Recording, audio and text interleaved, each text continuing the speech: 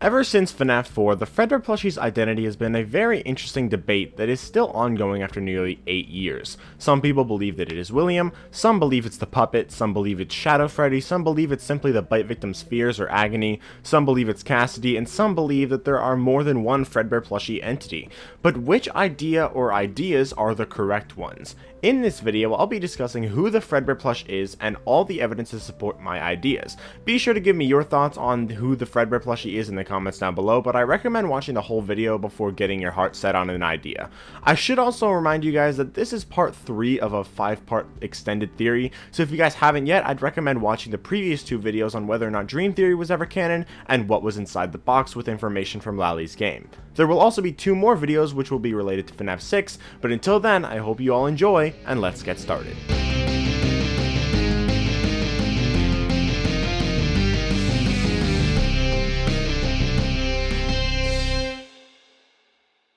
The first big indicator of who the Fredbear plushie is comes from Sister Location. Sister Location's private room and the Fredbear plushie inside it are very interesting because they expand on things from FNaF 4.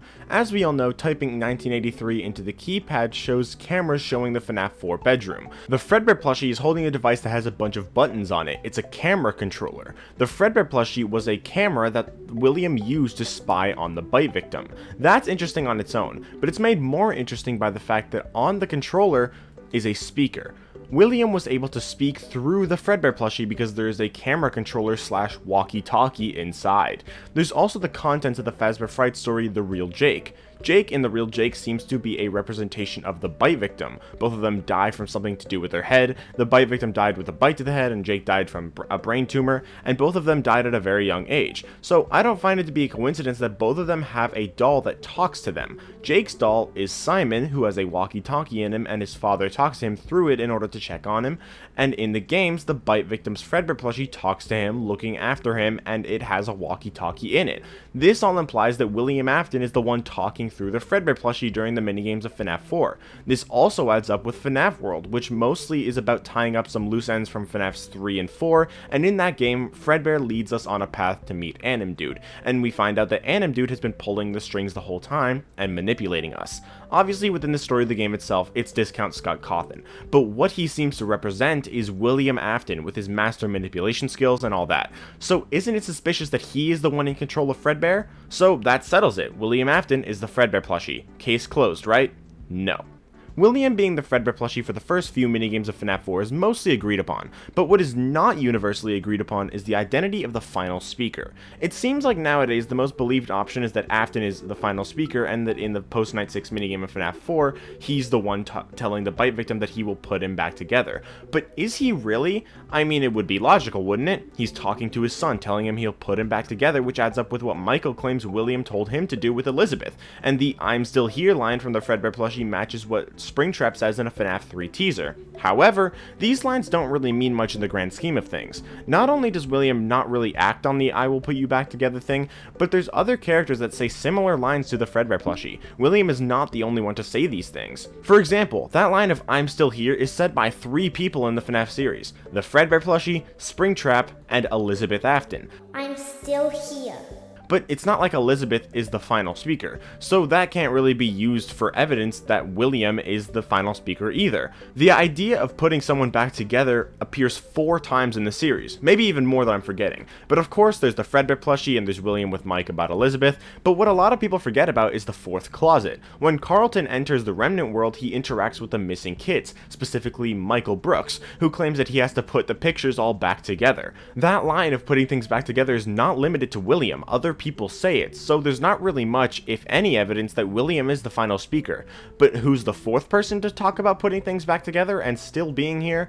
Well, technically it's not a different character. It's the Glitch Bear of FNaF World. The Glitch Bear not only looks pretty much exactly like the Fredbear plush, but unlike William, Michael Brooks, and Elizabeth, who only say a few minorly similar things to the final speaker, the Glitch Bear says the exact same things as the final speaker. "We are still your friends. Do you still believe that? I will put you back together." The Glitch Bear is the final speaker.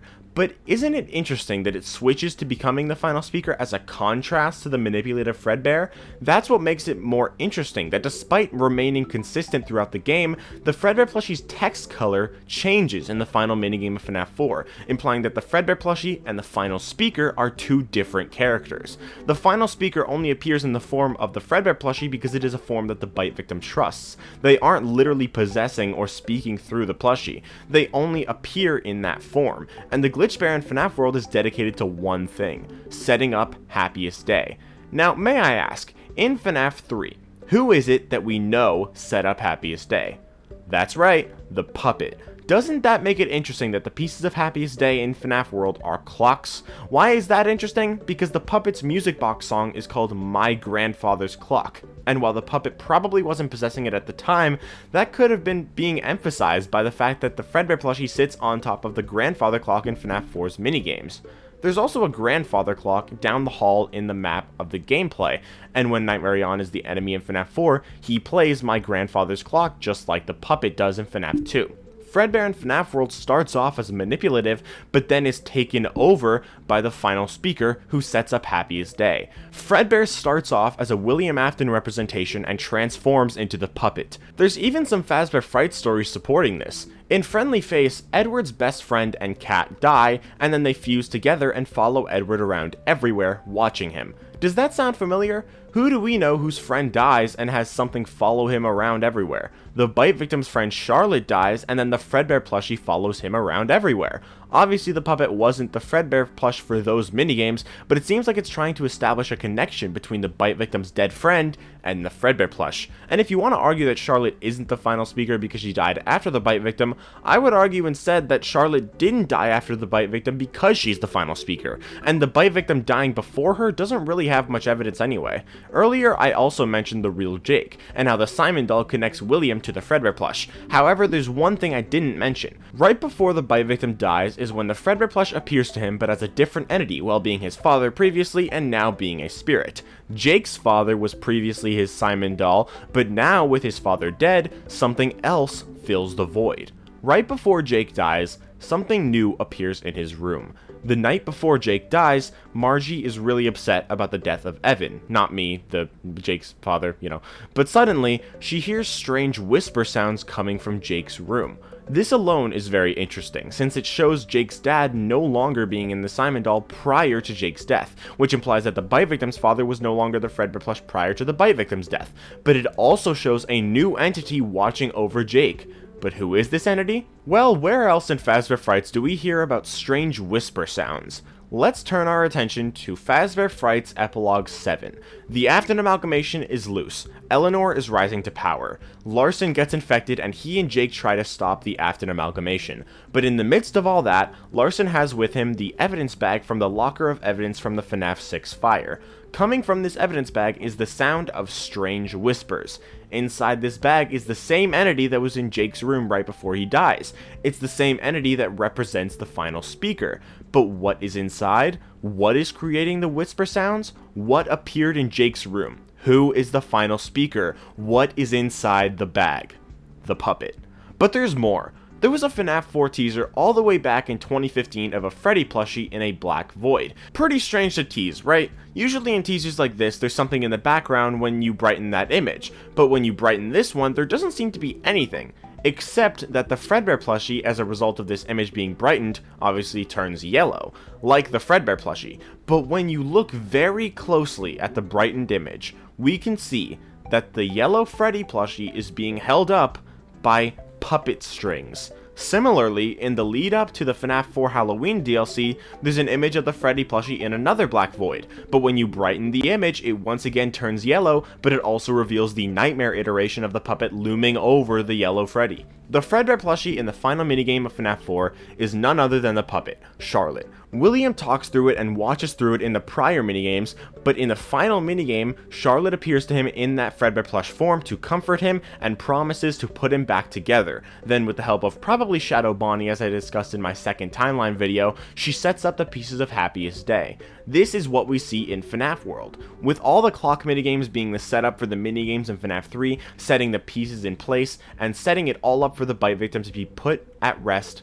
at the birthday party that he never got to finish, along with Charlotte herself and the rest of their friends, the missing children. But with the children not yet having their closure with their killer gone, or with the bite victim not wanting to leave without his friends, they're all forced to forget about Happiest Day for a long time, because perhaps some things are best left forgotten forever, with a man like William Afton and his iron will to live. Will these children ever get closure? Only time will tell, but until then, the contents of the FNaF 4 box, Happiest Day, will remain shut and locked for the years to come. For those who want to argue that FNaF World isn't canon, let's turn to what Scott himself said about it. I had to make something more lighthearted, and in hindsight, what I should have done is, I should have used that for a troll game, or I should have, made something like, Foxy Fighters. I should have just done something that was obviously for fun and not tried to somehow tie it in to a canon game. And that's obvious to me now. But like I'm saying, like I was saying,